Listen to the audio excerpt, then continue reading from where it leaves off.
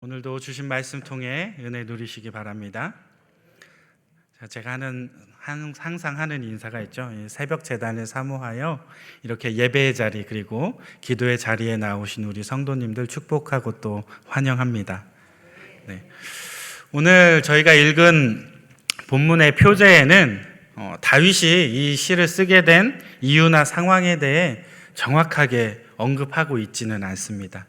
그런데 이 본 시편의 내용을 차근차근 읽어보면 다윗이 아마도 적들로부터 굉장히 심한 비방을 받고 있었고, 그리고 또 여러 종류의 박해를 당하고 있었던 그런 상황 가운데 탄식하며 하나님께 부르짖는 기도문으로, 즉 탄원시로 이 시를 써 내려갔다라는 것을 우리는 알 수 있습니다. 비록 이 시편의 배경을 정확하게 단정짓기는 어렵지만 아마도 이 사울 왕의 박해를 피해 다니거나 아니면 그의 아들 압살롬이 반역을 일으켰을 때 이 시를 지었을 것이다 라고 이 수많은 학자들이 추측합니다. 그리고 대부분의 학자들은 전자보다는 후자, 사울의 박해보다는 아마 압살롬의 반역, 자신의 아들로 인하여 아주 치욕을 당했던 아마 그 상황에 쓰였을 것이다 라고 추측하고 있습니다. 만약 이 시편이 이 압살롬의 반란 사건 와중에 지어진 것이라면 다윗은 지금 무척이나 억울한 상황에 놓여 있을 것입니다. 자신의 아들에게 왕궁과 그리고 후궁들, 첩들을 비롯한 이 모든 것을 뺏긴 것으로도 모자라서 아들에 의해 목숨을 위협받고 이 도망쳐야 하는 아주 기가 막힌 그러한 일을 겪고 있는 와중인 거죠. 그러다 보니 이 압살롬에게 쫓기는 긴박한 상황 속에 막 주변의 측근들도 그를 배신하고 그리고 그를 죽이기 위해 혈안이 되어 있던 그러한 상황이었습니다. 이런 상황이 되기까지 이 사실 다윗은 굉장히 명망이 높았던 왕이었죠. 이 평판이 좋았던 왕이 이런 상황으로 바뀌기까지 다윗을 넘어서기 위해서 이 아들 압살롬이 얼마나 많은 거짓과 비방으로 그리고 온갖 권모 술수로 이 다윗 주변의 사람들을 현혹했을지 우리는 보지 않아도 너무 잘 알고 있습니다. 온갖 사극과 민속극으로 단련되신 우리 집사님들 그리고 권사님들, 저랑 눈 마주치고 웃으시는 분들 다들 단련되신 분들이죠. 사극이나 드라마 보면 반역이 일어날 때 얼마나 권모술수가 난무하는지 우리는 너무 잘 알고 있습니다. 제가 굳이 설명하지 않아도 TV 속 드라마 보는 것처럼 이 압살롬의 협작과 이 권모술수가 눈에 훤히 그려지실 거예요. 그렇죠? 그렇죠? 네. 우리 권사님들, 집사님들은 훤하게 그려지시는데 우리 장로님들, 우리 남자 집사님들 좀 안 그려지시는 것 같아요. 제가 설명하지 않아도 잘 아시겠지만 너무 경건해서 TV를 멀리하신 우리 장로님들 위해서 제가 약간 맛보기로 설명을 해드리면 사무엘하 15장 6절 7절 말씀인데요. 이 말씀을 보면 압살롬이 얼마나 서서히 그리고 얼마나 치밀하게 그리고 완벽하게 이 일을 준비했는지 보여주고 있어요. 우리 같이 한번 읽어볼게요. 시작. 이스라엘 무리 중에 왕께 재판을 청하러 오는 자들마다 압살롬의 행함이 이와 같아서 이스라엘 사람의 마음을 압살롬이 훔치니라. 4년 만에 압살롬이 왕께 아뢰되 내가 여호와께 서원한 것이 있사오니 청하건대 내가 헤브론에 가서 그 서원을 이루게 하소서. 아멘. 이 성경은 압살롬이 얼마나 치밀하게 백성들의 마음을 훔치고 그리고 반역을 일으키기 위해서 자신의 본가, 자신의 이제 처가죠. 처가 쪽에 이 세력이 있는 쪽에 가서 이 세력을 다지기 위해서 그곳으로 떠나요. 핑계를 대고. 압살롬이 무려 4년이나 이러한 음모를 꾸미고 준비했다라고 성경은 기록합니다. 이렇게 음모가 이렇게 꾸며지고 있었지만 다윗은 이걸 알았을까요? 몰랐을까요? 짐작했을까요? 압살롬은 다윗이 가장 아끼고 사랑했던 아들이에요, 사실. 굉장히 아꼈던, 믿었던. 아무것도 모르고 있다가 어느 날 갑작스럽게 이런 일을 당하게 됩니다.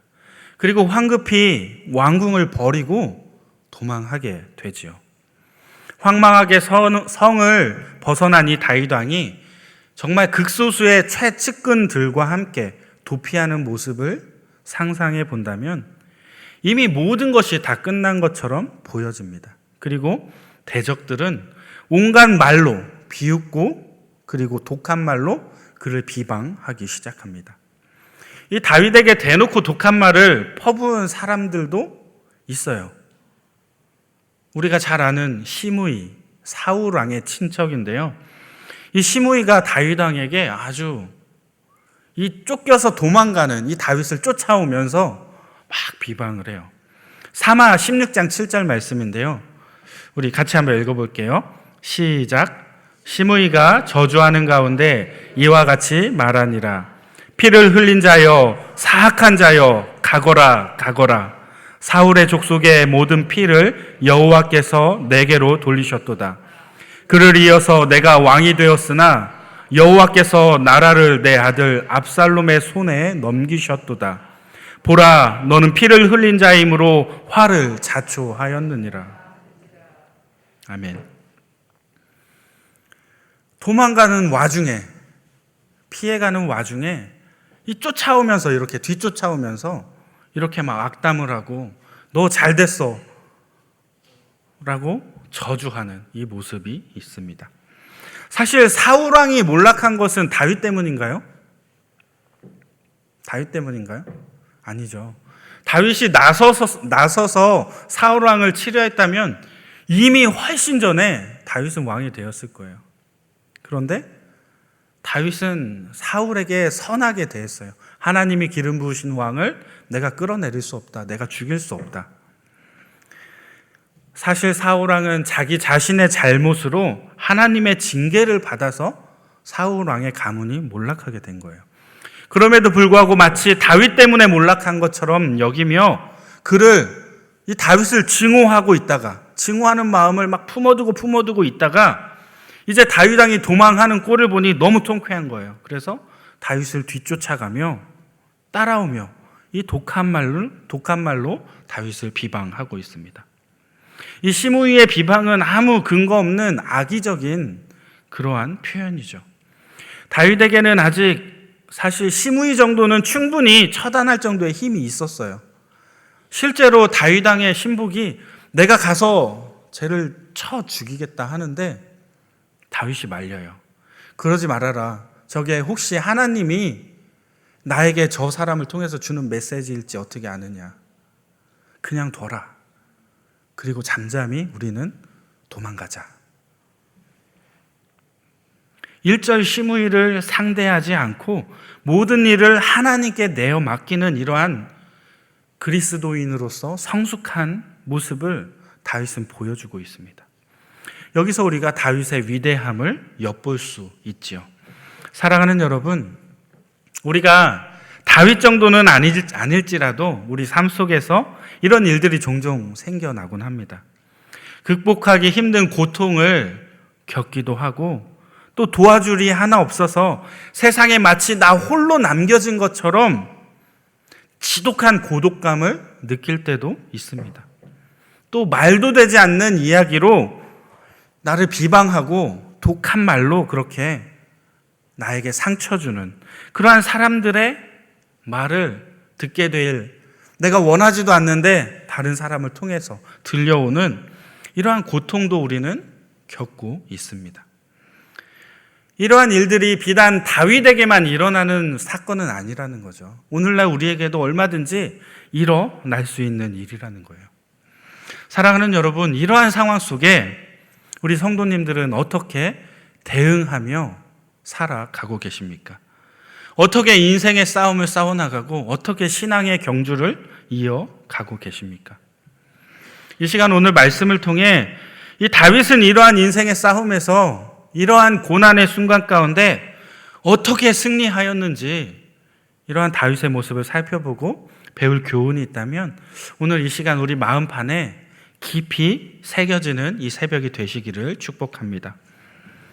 인생의 싸움에서 우리가 승리하기 위해서 이 오늘 본문을 통해 마음판에 새겨놓을 첫 번째 교훈이 있다면 그것은 바로 하나님께 도움을 구하라는 것입니다. 우리 한번 따라해 볼게요. 하나님께 도움을 구하라. 바꿔 말하면 기도하라는 거예요. 기도. 오늘 본문 1절 2절 말씀을 보면 우리 같이 한번 읽어볼게요. 우리 본문 1절 2절 말씀입니다. 시작.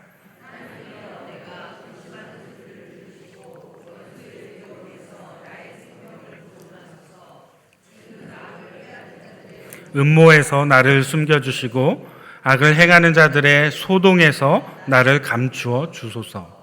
아멘. 이 함께 나누었던 다윗의 상황을 보면 다윗은 지금 굉장히 힘겨운 상황에 처해 있습니다. 그런데 이러한 고난의 상황에서 이 다윗이 했던 가장 먼저 했던 표현은 뭐냐면 하나님이여, 하나님이여, 나의 하나님이여. 하나님을 향하여 간구하며 그분을 향한 깊은 신뢰를 보여주고 있는 것입니다. 특별히 이 1절, 2절 말씀에서 다윗은 자신의 상황을 4가지 단어로 표현하고 있어요. 1절에서 근심과 두려움이라는 단어가 나와요. 이 두 단어는 자신의 내면의 상태를 지금 묘사해 주고 있습니다. 근심이 뭐예요? 근심이 막연한 어떤 내 마음 가운데 불안한 마음, 그죠? 불안감이라면 두려움은 뭐냐면 구체적인 대상을 향해서 느끼는 무서움이에요. 그죠? 즉 다윗은 지금 내적인 어떠한 불안감뿐 아니라 외적으로 쪼여오는 공포를 느끼고 있는 그러한 상황이라는 거예요. 이 근심과 두려움이 이 두 단어가 다윗의 마음을 잘 표현해 주고 있습니다. 1절에서 이렇게 다윗이 자신의 지금 본연의 심리 상태에 대해서 표현하고 있다면 2절에서는 조금 다른 표현입니다. 다윗이 근심하고 두려워하게 된 1절에서 말한 이 상태에 처하게 된 외적인 원인을 밝히고자 2가지 단어를 사용해요.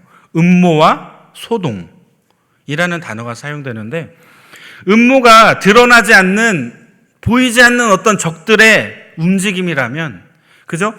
음모가 진행되고 있어. 그러면 알아요, 몰라요? 몰라요. 그죠? 막 그것이 나를 막 두렵게 만드는 거예요. 막연한 뭔진 모르겠는데 하여튼 감이 안 좋아. 그죠? 뭔지 모르겠는데 막 날 불안하게 만들어요. 이런 음모가 진행되고 있었고 반대로 소동은 뭐예요? 대놓고 움직이는 어떤 소란스러운 사건이 소동입니다. 그죠?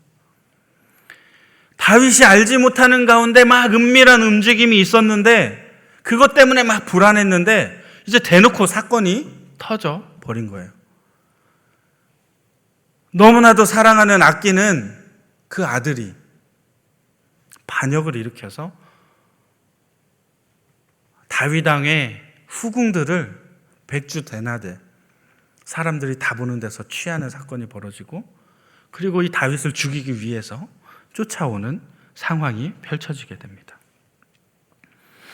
이렇게 볼 때 다윗은 자신을 힘겹게 하는 모든 내적인 그리고 외적인 상황들을 모두 다 경험하고 있었고 이러한 절제절명의 순간 가운데 그것에 눈을 돌리는 게 아니라 어떻게 했다고요? 하나님이여, 나의 하나님이여. 하나님을 바라보며 주님께 간구하고 있었다는 거예요. 왜 다윗은 이렇게 할 수 있었을까요?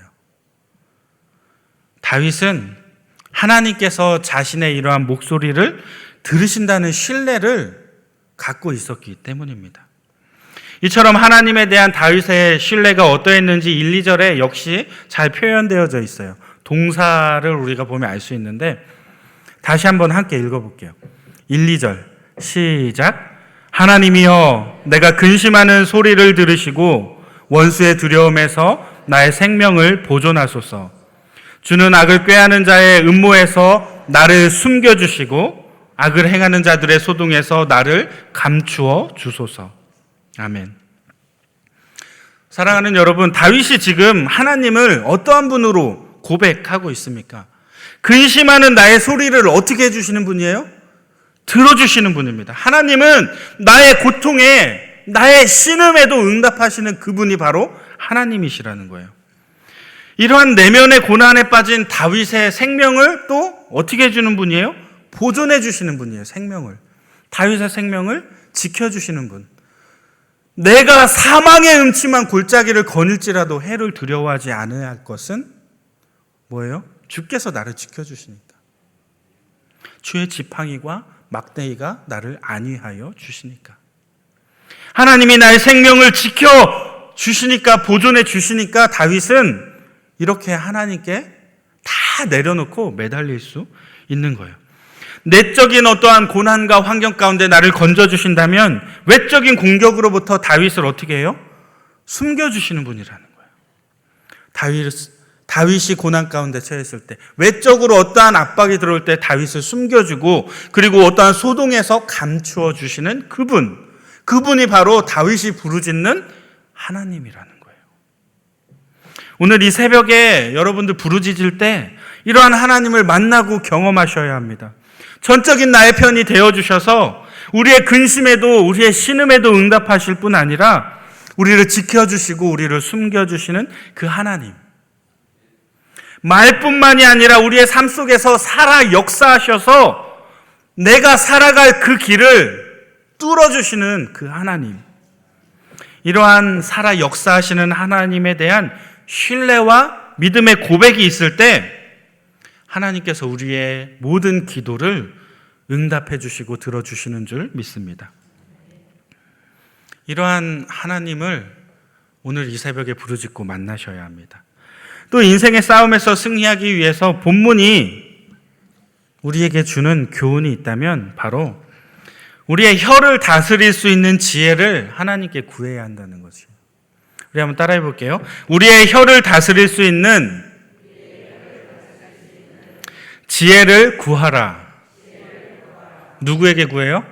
하나님께 구해야 합니다.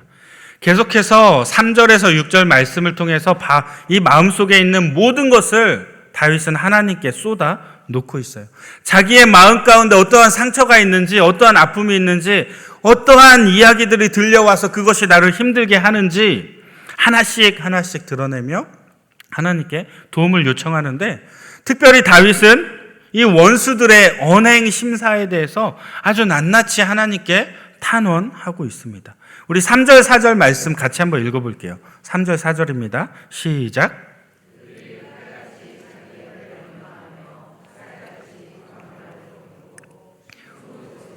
온전한 자를 쏘며 갑자기 쏘고 두려워하지 아니하는도다. 아멘. 혹시 말 때문에 상처받아 본 경험 있으신가요? 다 있겠죠. 누구를 막론하고 누구나 한 번쯤은, 아니면 그 수많은 그 이상의 이 말로 찔리는, 말로 죽음을 경험하는 이러한 상황들 다들 겪어보셨을 거예요. 전문 용어로 이걸 뭐라고 그래요? 음해. 뭐라고요? 음해. 네이버 사전에 제가 이 음해라는 단어를 검색해 봤어요. 사전에서는 음해를 뭐라고 표현하는가? 사전적 정의를 어떻게 내리고 있냐면, 몸을 드러내지 아니한 채 음흉한 방법으로 남에게 해를 가하는 것. 내가 전면에 나서서 몸으로 치고받고 이렇게 하는 게 아니라 나는 드러나지 않은 채 뒤에서 다 하고 있죠. 다 경험하셨죠. 내가 안 해도 나를 하는 사람들 봤죠. 말이 우리에게 아주 큰 상처가 되는 이유는 뭐냐면 잘 드러나지 않기 때문이에요. 어디에서 이 말이 시작되었는지, 누구를 통해서 이게 전파되었는지조차 가늠할 수 없는 경우가 대부분이죠. 물론 공의의 하나님이 밝히 드러내 주시기도 하는데, 막 굉장히 불쾌한데 막 뭐라고 직접 얘기할 수 없는 그러한 막 이상한 상황 가운데 놓일 때가 우리는 참 많이 있다는 거예요. 그러다 보면 우리가 적과 친구를 구별할 수 없게 되고 누구도 믿을 수 없는 그러한 사면 초가의 상황 가운데 놓이게 됩니다. 내가 무언가 나에게 이 정보를 전달해주는 이 사람은 과연 믿을 수 있는가? 그렇지 못한 경우가 많죠. 그 사람도 믿지 못해요. 나에게는 마치 무언가 내 편인 것처럼 이야기를 하는데 그의 이야기를 하는 굉장히 안타깝고 마음 아픈 이야기인데 그 이야기를 하며 웃고 있는 그 모습, 우리를 참 힘들게 합니다. 오늘 본문 5절, 6절 말씀에서 이러한 음모의 실체를 보여주고 있어요. 우리 5절, 6절 말씀 또 같이 한번 읽어볼게요. 시작. 악한 목적으로 서로 격려하며 남몰래 올무놓기를 함께 의논하고 하는 말이 누가 우리를 보리오 하며 그들은 죄악을 꾸미며 이르기를 우리가 묘책을 찾았다 하나니 각 사람의 속마음이 깊도다. 아멘. 음해가 어떠한 모습으로 진행되는지를 아주 잘 보여주는 말씀입니다. 본문은 그들이 함께 격려하며 의논하며 서로 같은 편을 먹고 있는, 같은 편을 만들어가는 모습을 보여줍니다. 그런데 이게 우리 실상에서는 이 문제가 뭐냐면 겉으로 보기에 그 사람들 그냥 정말 서로를 위하는 것처럼 보여진다는 거예요. 서로를 챙겨주고 서로를 위하고 서로에게 따뜻한 말을 하는 것처럼 보여진다는 거예요. 근데 사실 알고 보면 누군가 말로써 누군가를 죽이는 행위를 그들이 자신이 알든 알지 못하든 그러한 상황 가운데 마치 아까 음해라고 했던 것처럼 아무것도 드러나지 않았는데 실체는 드러나지 않는데 무언가 나를 옥죄어 오는 그러한 일이 생겨나고 있다는 거예요. 알고 보면 말로써 누군가를 죽이는 그러한 행위. 성경은 이것을 당짓기라고 표현합니다. 고린도 후서에도 나오고 여러 곳에서 등장하죠. 우리 교회는 당을 지으면 돼요, 안 돼요? 네, 우리 목사님 맨날 말씀하시죠. 당 짓지 말아라. 형님, 언니, 오빠, 동생 하지 말아라. 그죠? 그럼에도 불구하고 하시는 분들 많이 있어요. 보기에는 좋아요. 보기에는 굉장히 친밀해 보이고 좋아요. 그런데 이제 담임 목사님이 하지 말라고 하시는 데는 이유가 다 있겠죠. 그죠? 교회에서 집사님, 권사님 해도 굉장히 친밀하게 지낼 수 있어요. 그죠? 굳이 그렇게 하지 않아도. 그런데 그거보다 뭔가 더 친밀감을 느끼고 싶으신 거예요, 이분들. 물론 이게 좋게 작용할 수도 있지만 아주 중요한 순간에 안 좋게 작용할 수 있게 된다는 거죠. 이게 성경에서 말하는 당짓기입니다. 누군가를 붙들고 서로 위로하며 격려한 것처럼 보이는 그 모습 속에 사실은 자기의 편을 만들므로 인해서 다른 이들을 아까 말했던 음해하게 되는 이러한 당짓기일 수 있다는 거예요. 내가 의식해서 하는 것이 아니라 나도 모르는 사이에 내가 당을 짓고 있고 나도 모르는 사이에 나와 당지은 누군가가 하는 대화로 인해 상처받고 있는 영혼이 생겨나고 있다는 것입니다. 이게 정말 큰 문제는 아까도 말했지만 이러한 악한 행위가 마치 성숙한 신앙인의 모습으로 보여질 수 있다는 이것이 바로 아주 큰 문제라는 거예요. 이게 바로 우리의 혀를 통해서 전해지는 말의 한계이자 이 말이 보여주는 아주 큰 위험성이라는 것입니다. 사랑하는 여러분, 하나님께서는 우리의 중심을 보시고 우리의 중심을 아시는 분이십니다. 그리고 우리의 행위로 인해 어떠한 결과를 빚어질지 하나님은 너무나 잘 알고 계시는 분입니다. 우리의 원수 사단 마귀는 이걸 모를까요? 우리의 원수 사단 마귀 역시 잘 알고 있어요. 그래서 우리가 칼 같은 혀와 이 화살 같은 독한 말로 누군가를 넘어뜨리기를 사단은 원하고 있다는 것입니다. 우리가 사단의 도구로서 내 주변에 우리 한 형제요 한 자매를 상처 입혀야 하겠습니까? 우리가 하나님 앞에 이러한 혀를 다스릴 수 있는 지혜를 구해야 합니다. 하나님께 간절히 이러한 지혜를 구할 때 우리의 입술은 죽어가는 영혼을 살려내며 또 많은 사람들을 옳은 대로 돌아오게 하는 다니엘서에 나오는 별과 같이 빛나는 이러한 영광 가운데 우리가 들어갈 수 있게 된다는 거예요. 우리는 하나님께 혀를 다스릴 수 있는 지혜를 구해야 합니다. 그래서 주님이 허락해 주신 그 지혜를 가지고 우리의 입술과 혀를 잘 다스려서 우리의 중심을 보시는 하나님께 인정받고 칭찬받는 성숙한 그리스도인들이 되어야 합니다. 이 자리에서 오늘 말씀 듣고 마음판에 새기시는 여러분들 반드시 그러한 성숙한 그리스도인이 다 되시기를 주님의 이름으로 축복합니다. 마지막으로 오늘 본문의 결론이 10절 말씀을 함께 읽고 제가 마무리할게요. 우리 10절 말씀입니다. 같이 한번 읽겠습니다. 시작. 의인은 여호와로 말미암아 즐거워하며 그에게 피하리니 마음이 정직한 자는 다 자랑하리로다. 아멘. 사랑하는 성도 여러분, 우리가 굉장히 분주하게 이 땅을 살아가고 있습니다. 우리에게 너무나 많은 일들이 펼쳐지고 있고 주어져 있어요. 이 땅을 살아가며 우리에게 생업도 중요하고 공부도 중요해요. 봉사도 중요하고 어떠한 자리에 나아가는 것도 물론 중요합니다. 그런데 정말 중요한 것은 우리가 기도하는 성도가 되어야 한다는 것입니다. 기도하는 그리스도인이 되어야 한다는 것입니다. 특별히 그냥 기도하는 게 아니라 정말 하나님을 믿고 신뢰함으로 하나님께 모든 건 내어 맡기고 하나님을 의지하는 이러한 성도가 되어야 한다는 것입니다. 우리가 기도를 많이 하면 할수록, 기도를 깊이 하면 깊이 할수록 하나님과 아주 친밀한 관계를 맺어 나갈 수 있습니다. 이 새벽에도 하나님과 관계가 점점 더 깊어지는, 그래서 성숙해지는 그리스도인들 되시기를 바랍니다. 이 땅에서 정말로 중요한 것은 우리가 기도하는 성도, 그리고 하나님을 믿고 의지하는 이러한 성도가 되어야 한다는 것입니다. 그래서 근심 중에, 환난 중에 우리가 고난 속에 처해 있을지라도 오직 하나님께 간구하며 그분을 믿고 의지할 때, 오늘 시편 64편의 결론, 아까 10절 읽었죠.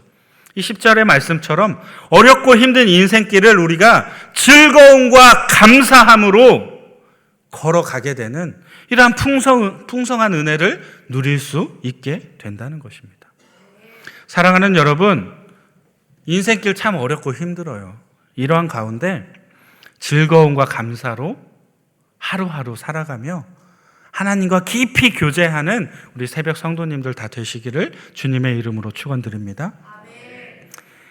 이 시간 함께 기도했으면 좋겠는데요. 우리가 항상 힘써서 기도하되 특별히 하나님께서 허락하신 이 지혜로 우리의 언행 심사를 다스리게 하여 주시고 우리의 언행 심사를 통해서 영혼을 살려내며 많은 사람들을 옳은 대로 인도하는 성숙한 그리스도인들 되게 해달라고 우리 이 시간 함께 주여 부르짖은 후에 기도하도록 하겠습니다. 다 같이 기도합니다. 주여, 사랑해 주님 감사합니다. 우리가 항상 힘써 기도하기 원합니다. 성령 하나님, 내가 기도할 수 없을 때 내 안에서 탄식하며 기도하게 하시는 성령님의 놀라운 은혜를 경험하기 원합니다. 주님 앞에 깊이 나아가기 원합니다. 기도의 깊은 것을 경험하기 원합니다. 하나님과의 깊은 관계 가운데 들어가기 원합니다. 하나님, 나의 삶을 주장하여 주시되 내가 모든 것 내려놓고 하나님 믿고 의지하며 주님께 간구하여 믿음으로 승리하는 인생을 살아내게 하여 주옵소서. 주님, 특별한 지혜를 허락하여 주시기 원합니다.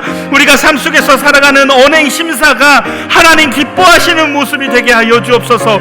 누군가를 넘어뜨리고 누군가를 말로써 상처 입히는 그러한 비루한 인생이 아니라 죽어가는 영혼을 살려내며 아파하는 심령을 위로하며 치유하는 그러한 사랑이 넘치는 그리스도를 닮아가는 모습으로 이 땅 살아가게 하여 주옵소서. 많은 사람을 옳은 대로 인도하여 내므로 하나님께 잘했다 칭찬받을 수 있는, 그래서 영광 가운데 들어갈 수 있는 은혜를 베풀어 주옵소서. 우리의 삶을 주장하여 주실 줄 믿습니다. 사랑의 아버지 하나님, 우리가 인생길 걸을 때 고난의 과정을 통과하며 눈물의 골짜기를 걸어야 할 때 사람이나 환경을 보고 의지하는 것이 아니라 오직 하나님만 바라보게 하여 주옵소서. 모든 것을 아시는 하나님, 합력하여 선을 이루시는 그 하나님으로 인하여 우리가 혹 넘어졌을지라도 다시 일어나게 하여 주시고, 절망의 웅덩이 가운데에서도 소망의 땅을 향해 걸어가는 믿음의 자녀들 되게 하여 주옵소서.